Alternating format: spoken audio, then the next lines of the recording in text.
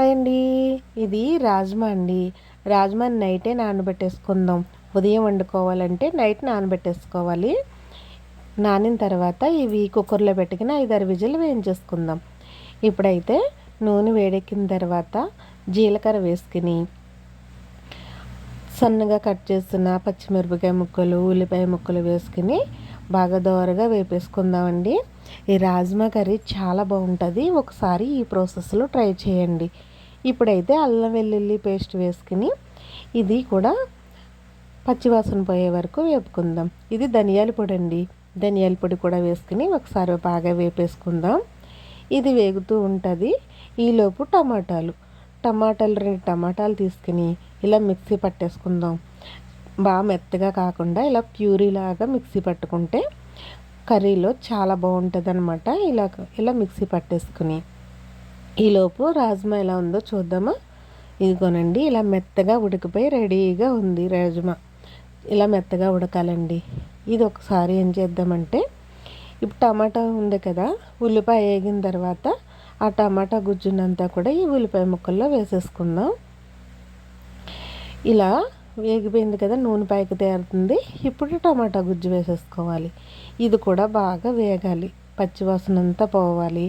నూనె మనం కొంచెం వేసుకున్నా కానీ ఇదంతా వేగేసరికి అలా పైకి తేరుతూ ఉంటుంది అనమాట. అలా రెడీ అయినప్పుడు మనకి రుచికి సరిపడా ఉప్పు, కారం, కొంచెం పసుపు వేసుకుని ఒకసారి కలిపేసుకుందాం. ఇదిగోనండి, ఇలా రాజ్మా కర్రీ ఆరోగ్యానికి చాలా మంచిదండి. ప్రతి ఒక్కళ్ళు తినొచ్చు ఈ రాజ్మా కర్రీని. ఇప్పుడైతే ఆ వాటర్ని సగం రాజ్మాని ఈ కర్రీలో వేసేసుకుందాం. ఉల్లిపాయ టమాటా గుజ్జు వేగుతూ ఉన్న దాంట్లో వేసేసుకుని ఒకసారి కదిపేసుకుందాం. ఇది ఇలా ఉడుకుతూ ఉంటుంది.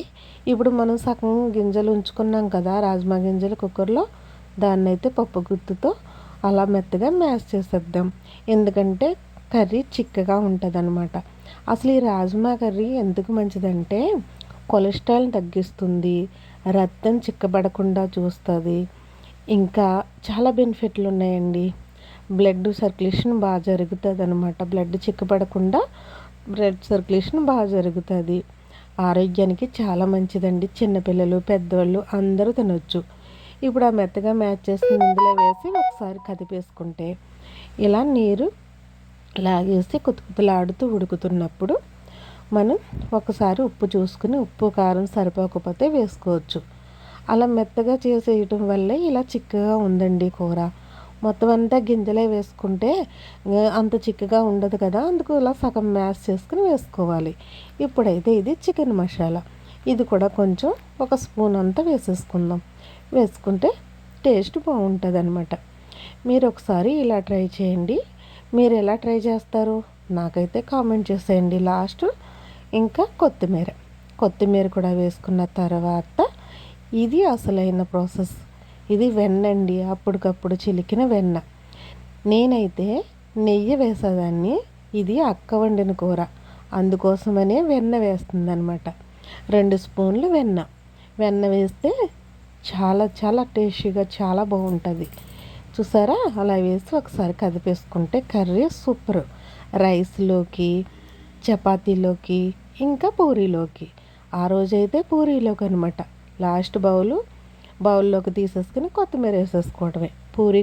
పూరీ కూడా చేసామండి, అది కూడా వీడియో పెడతాను, కంపల్సరిగా చూడండి. ఇది పూరీలోకి కర్రీ రెడీ అయిపోయింది అనమాట. లాస్ట్ని ఒక స్పూను వెన్న వేసుకుని గార్నిష్. మీకు నచ్చిందా? నచ్చితే ట్రై చేయండి, లైక్ చేయండి. బాయ్ అండి.